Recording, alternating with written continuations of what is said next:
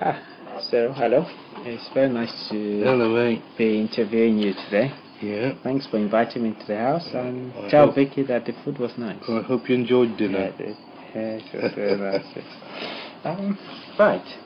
The first, I've just interviewed you, and there's a couple of things that that resonates with me. Yeah, I see that you see MUR as a double-edged sword.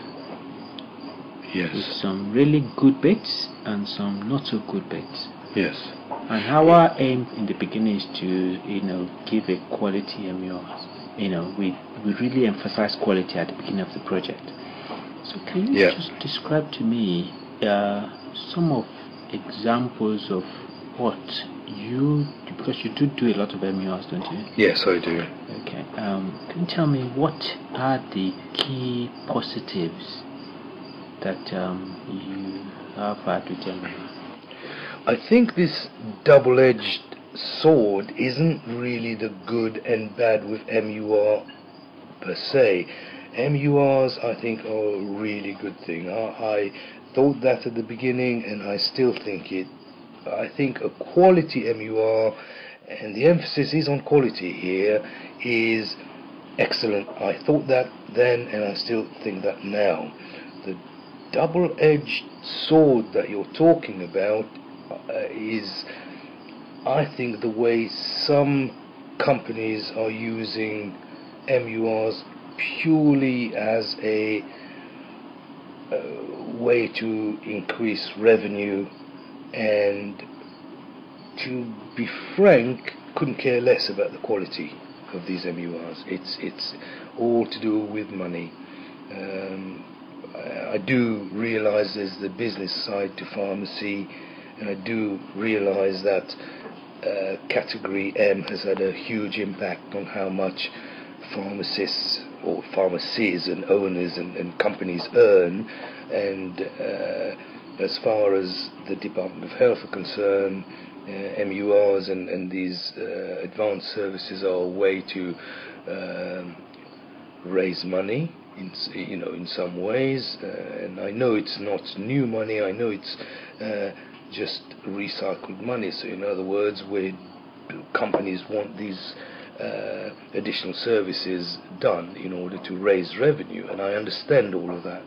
However, I still feel that if the idea is to make a difference to patients with quality MURs, then I'm afraid I think that in a lot of cases patients are being failed here, because that in some cases they're being done and in some cases they're not.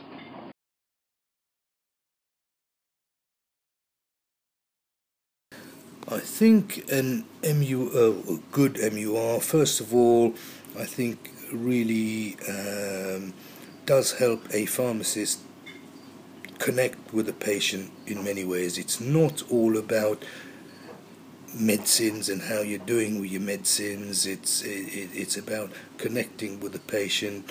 I've had a couple of circumstances where I've done an MUR that lasted quite longer than I would have expected, about half an hour, of which only about 5 minutes involved talking about medicines as such, and it was something that the patient would lead the way, really, and it ended up being an extremely good MUR. So it's not just about the medicines, although in many cases that's very important, because I would say a lot of patients don't really know why they're taking the medicines, what they are and when they should take it. So the compliance side of doing an MUR is I think is still sort of crux of the matter, but however, I think a lot of an MUR is really getting to know the patients and making a difference in their life. That involves not just medicines but lifestyle, and just giving them time to chat to somebody rather than trying to get them out of the door.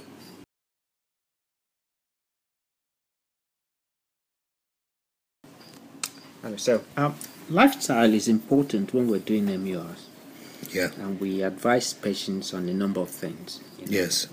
Around sort of diet, alcohol, smoking, salt intake, and exercise. Yes. Okay, so let's just pick. We've just had a fantastic dinner now. Yeah. Which is very, very rich. Very. Yes. But I really like that.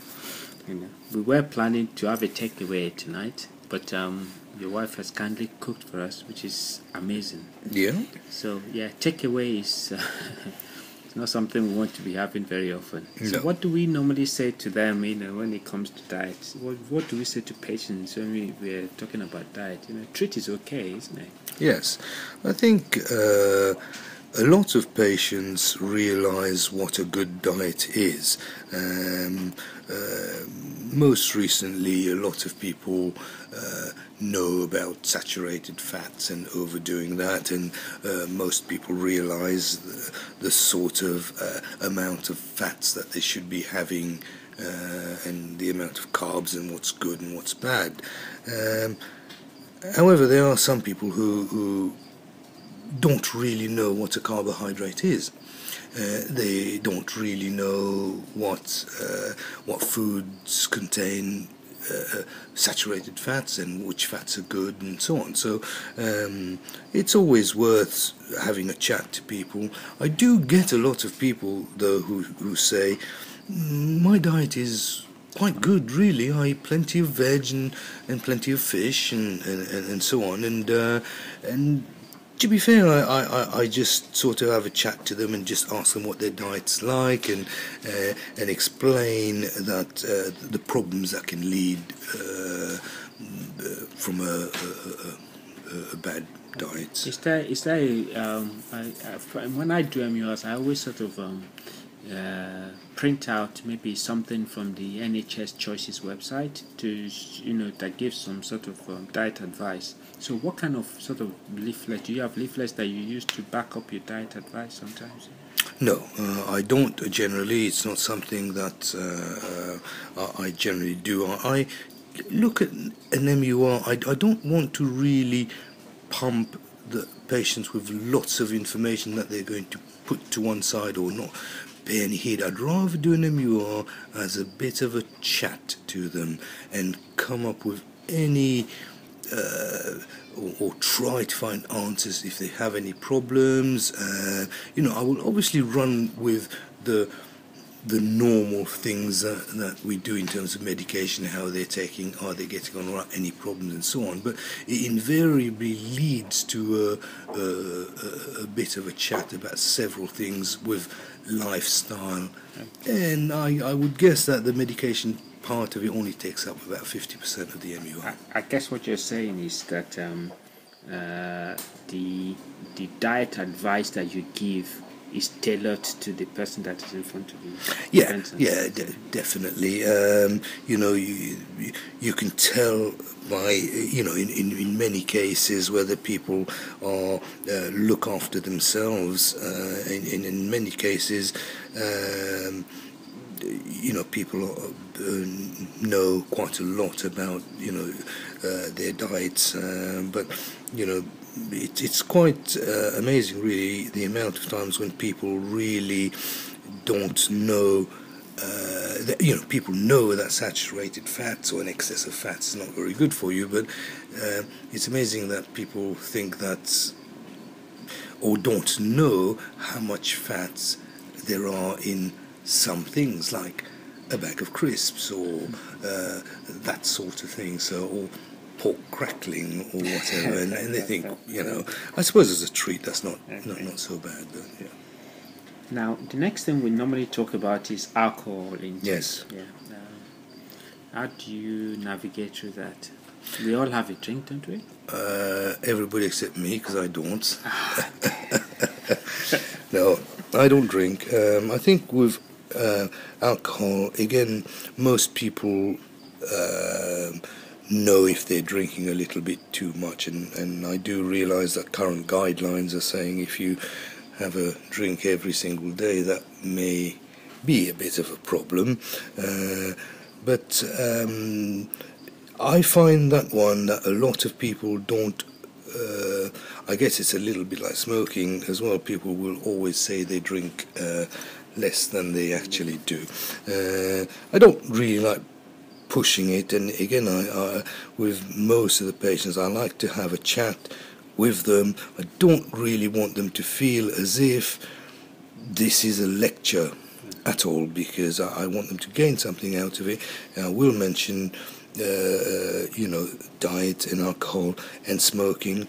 Now, I'm a smoker, and I tend to say to them, to those that are smokers, that I'm not going to lecture them, and I mean it. I don't want to lecture them. They, I'm sure, get lectures from all over the place, and I do explain to them that both they and I know that no good comes from smoking. However, I really don't lecture them about it, and only offer any help if they feel they need help. But I tell them that you've got to get it in your mind that you want to quit. There's no miracle cure, and I haven't got it in my mind to do it. So, but I will help them with it. And similar situation, I guess, with salt and exercise. I try to fit in exercise as much as I can. At the moment, because I've got such long days, I get to the gym at probably about 7:10 in the morning, as many mornings as I can manage it. I used to try to get in the gym in the evening as well, but I haven't now for probably about 6 months. I will get back to it, but so I'm a bit of an exercise fanatic when the mood takes me, and I'm quite happy to talk to people about exercise. A lot of the people I see are elderly, and I mentioned the benefits of swimming and swimming and walking if they possibly can, and most of them do that anyway. So.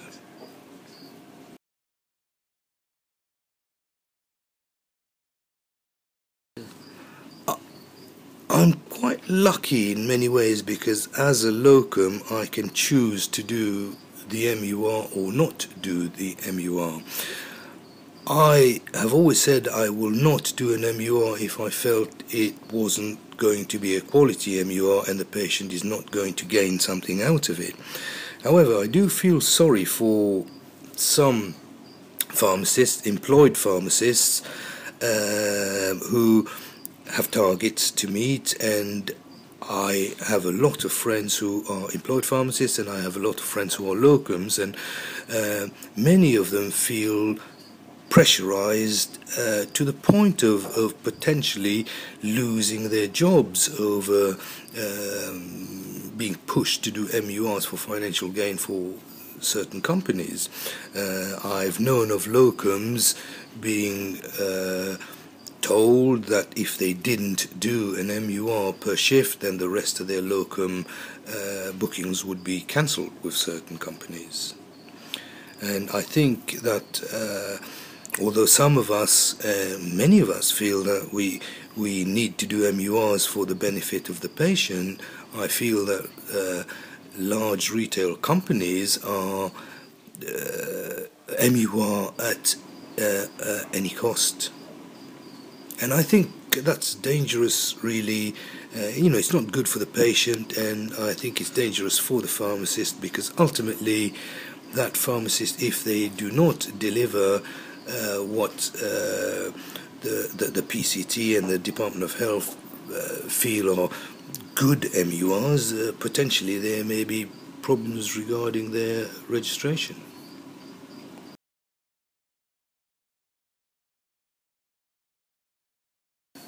Right, I was the responsible person for a wholesaling company, and the person who owned the company, whether they actually did this or not, I don't really know, but they were repackaging large packs into smaller packs, although the company did not have the license to do so, albeit that everything was going outside the EU. In any case, repackaging wasn't allowed without a relevant license.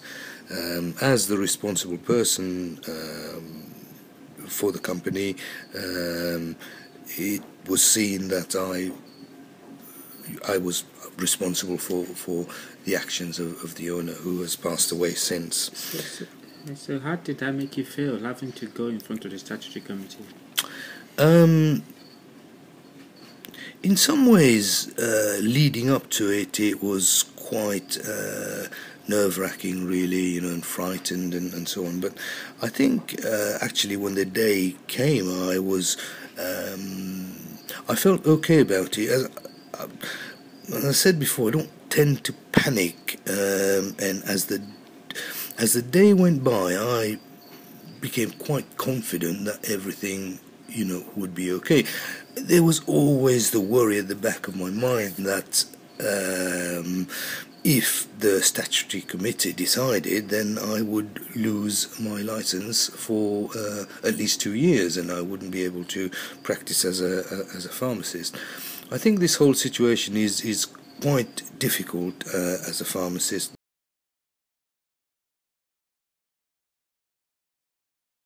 Yes, there is this split, and I think that's very much taking or going the way medicine has, with a almost a regulatory body and almost a supporting body. And I think pharmacy decided that would probably be the thing to do. And I think fundamentally, in theory, that's quite a good thing. However, I'm not sure that, and to be fair, I don't really know, is it just a split with the same people in charge and so on? I'm not sure I'm completely comfortable with that situation, or really sort of know enough about it. I think at the moment, as a pharmacist, I used to look at the Royal Society. I now look at the council as being basically the same thing. So what was the RPSGB? I don't even know what they do, where they are. I don't know. So it's almost yes, they had. I realize there's been the split in the two bodies, but I almost look at it, and a lot of my friends also look at what used to be the RPSGB is now called the council. So you're saying that as far as practical point of view, yes, you practice and you are guided by the GPHC. Yes, exactly. But guided by the council. You're not sure what the value of the Royal Pharmaceutical Society. Yeah, I couldn't have put it better, Kazeem, really, because I've decided not to carry on my membership with the society, and I pay my fees obviously to the council, and I think a lot of pharmacist friends of mine look at what used to be the RPSGB is now the GPHC. Full stop. Okay. Okay. So I'm a member of the Royal Pharmaceutical Society as well. Mm-hmm. But I think the Royal Pharmaceutical Society would benefit with having people like you on board, and I think the Royal Pharmaceutical Society should be communicating what they do more, I guess. Definitely. And you know what? I'm one of the officials locally. Okay. So maybe I'll be knocking on your door later on to see how I can get you back on board. No, do that, Kazeem. I think I would certainly like the society to stand up and say, right, this is what we are going to do for you. This is our aim, and join us, because the more members we have, the stronger we are to achieve this aim.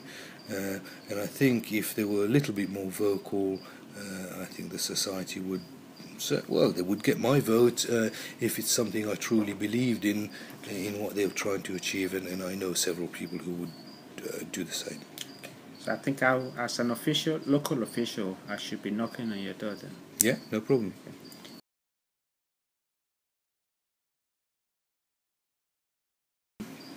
You talked a little bit in the interview about the road family. Yes. I'm going to go for the second F, which is faith. Yes. Where do you stand? What is this? I'm a Roman Catholic. Okay. How does that influence your life, I guess? Yeah, I was brought up a Roman Catholic. I, in some ways, like to think that I'm a practicing Roman Catholic. In other words, I try to go to church whenever I can. My family always go on a Sunday, but practically every Sunday I'm working. I know that's not an excuse, because there are several masses I could go to, but I couldn't go to our local church with my family at 9 o'clock, or it would be 9 o'clock in the morning, because I'm on my way to work. How does that affect me? I think I can't say that I follow the faith completely. I know very few people completely follow their faith. However, I think it has taught me right from wrong, and as simple as that. I think if you've learnt that lesson right from wrong and you try to do right, then I think that's as good as any faith could bring to you. So. Right. You also, just to move on again, you've got interest in sort of technology, because I remember you helped us do a lot of recording in those early stages, Yeah, I am a bit of a gadget man. That's gadget. The word. Yeah, I like to look at them as work tools, but I'm really all for the newest gadget.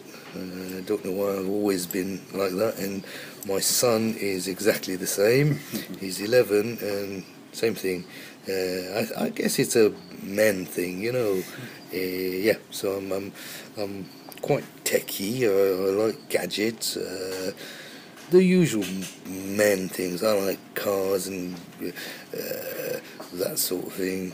And then photography. I guess the photography bit really started with my kids. When they were born, I got a little camera and started with that, and then it progressed to sort of big cameras and bigger pictures and moving pictures and editing videos and that sort of thing. So. Okay.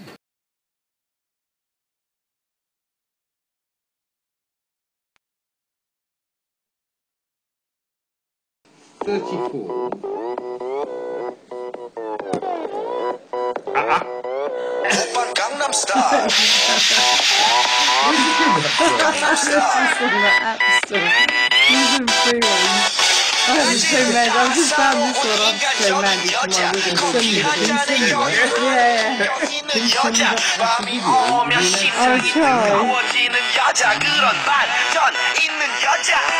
Kids are loving it. Real question.